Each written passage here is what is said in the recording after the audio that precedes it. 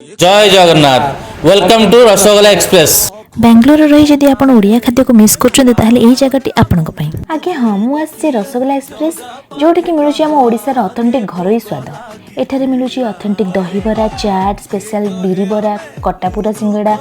आउ मिठा मध्य एठी रसमलाई गुड़ रसगोला चीनी रसगोला जलेबी आहुरी अनेक ओडिया टिफिन और स्नैक्स एठारे मिलु ना सुनिले जेमति ओडिसा रा स्वाद मन पड़ी जाए सेमति एठाको आसिले सतरे मन होई हम ओडिसा रा छोटो पीस ऑफ होम जेमति बैंगलोर में सोलो टेस्ट करिवा एठाकार एम्बियंस सहित एठाकार सर्विस मध्य बहुत ही बढ़िया सतरे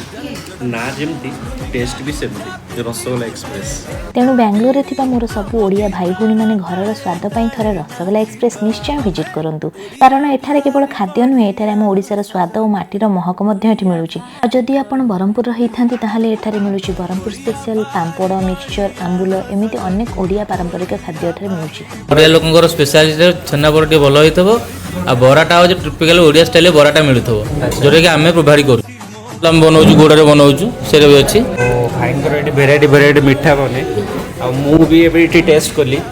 सो मिठाटा सतरे पहाड़ परी थला खाई कि निश्चय कहिबे ओडिसा रा स्वाद बेंगलोर रे केमिति लागिला आ ए वीडियोटी आपनकर सेही फूड लवर सांग मन सहित शेयर करंतु।